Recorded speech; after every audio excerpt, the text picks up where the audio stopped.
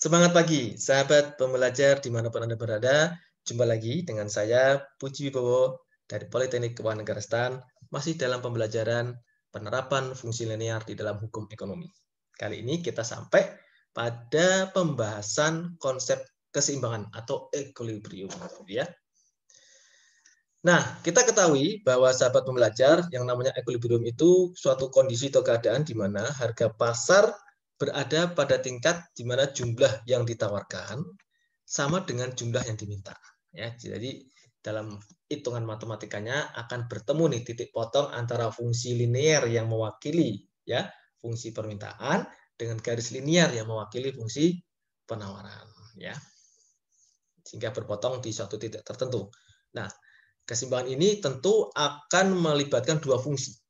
Ya, ketika melibatkan dua fungsi, maka kita bisa mencari ya variabel dari P atau price maupun variabel dari Q atau quantity barang.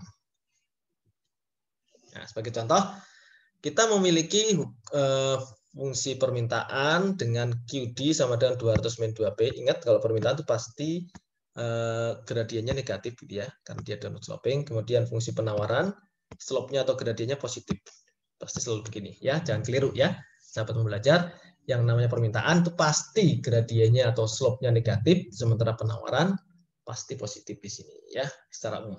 Meskipun nanti ada juga penawaran yang sifatnya sebuah vertikal gitu ya, penawaran sempurna maupun dia horizontal gitu ya, penawaran tidak sempurna seperti itu ya. Nah, tentukan titik keseimbangan secara perhitungan matematis dan grafis. Dari sini, yang namanya titik keseimbangan itu akan timbul ketika ada titik temu. Berapa barang yang diminta oleh penjual dengan barang yang disediakan oleh berapa barang diminta oleh pembeli dan berapa barang yang bisa disediakan oleh penjual. Dalam hal ini kita menyamakan di sini ya, sahabat pembelajar, 200 dikurangi 2P sama dengan min 20 plus 2P. Ya, kita tahu P-nya sama dengan 55. Setelah metode ini namanya metode substitusi sebenarnya seperti itu gitu ya. Metode eliminasi karena dihilangkan salah satunya gitu ya. Nah, di sini langsung P55 ini dimasukkan ke dalam fungsi salah satunya, Q sama dengan 200 dikurangi 2P sama dengan 90. Sehingga harga keseimbangan dari fungsi ini berada di Rp55 istilahnya ya, dan kuantitasnya berada di 90 unit barang. Nah, kalau membuat gambarnya kira-kira seperti ini ya. Nah, titiknya ada di sini.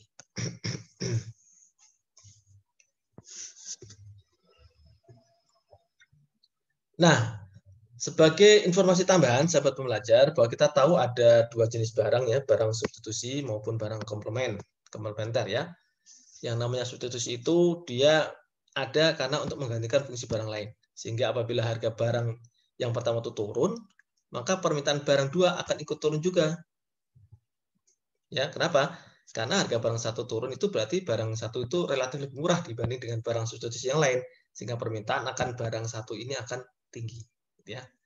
Jadi yang saya kasih contoh tadi ya, kopi teh, tiket pesawat, tiket kereta api, aqua maupun Nestle sama-sama air mineral ya, itu adalah barang substitusi. Ya.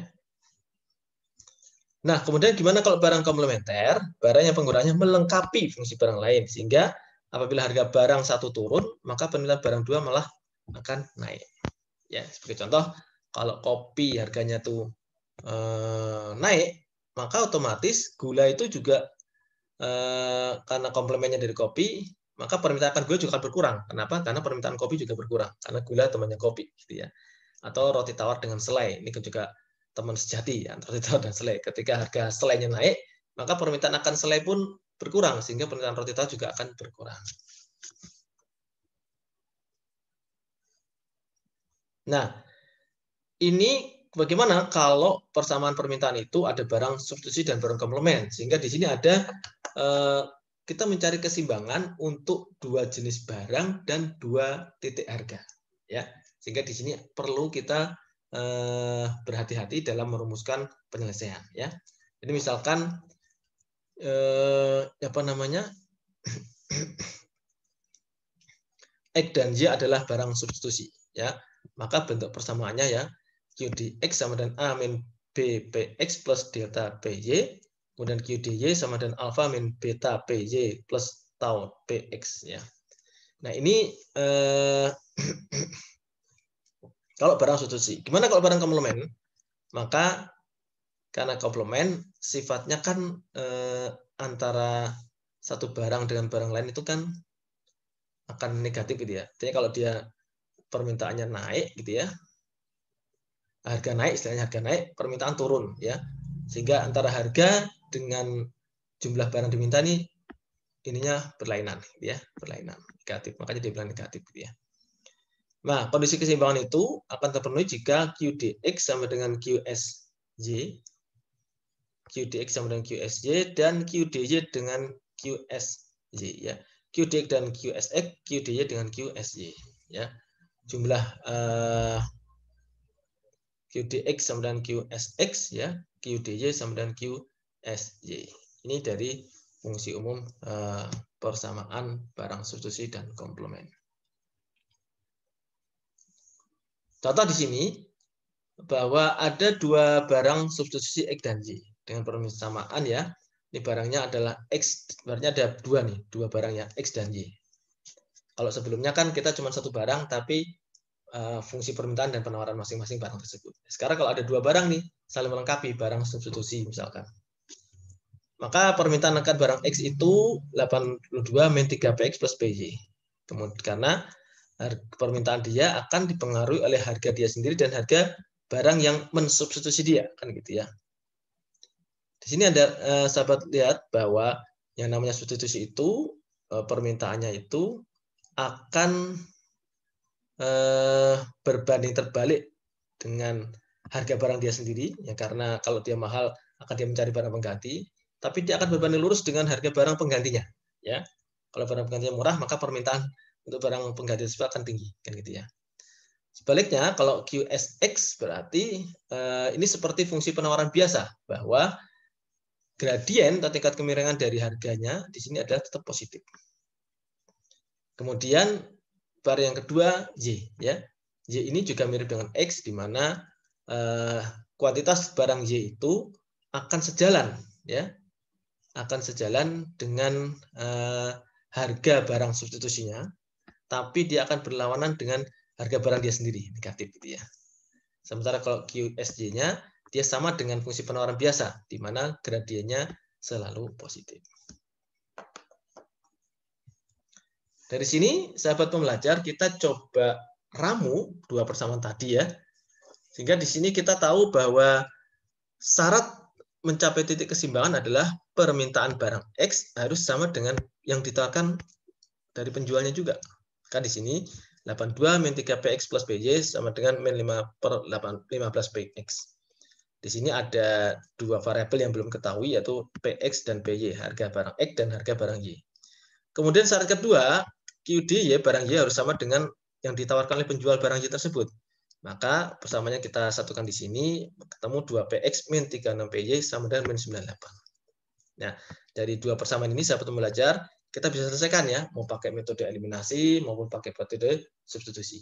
Nah, di sini kita menggunakan metode eliminasi supaya gampang. Yang persamaan 2 kita kalikan 9 supaya 2P-nya ini menghasilkan angka 18 gitu ya.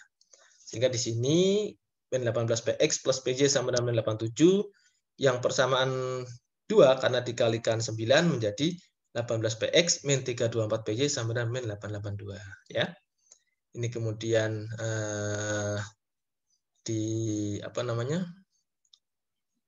dikurangi gitu ya.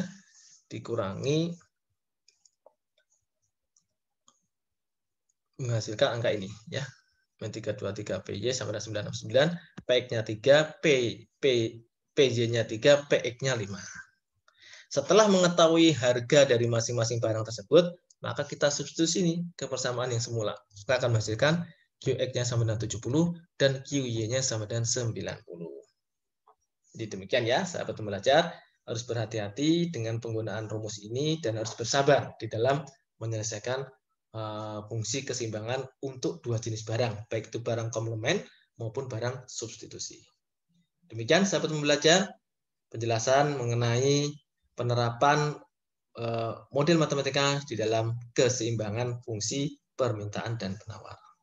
Sampai jumpa di video berikutnya, sahabat pembelajar. Assalamualaikum warahmatullahi wabarakatuh.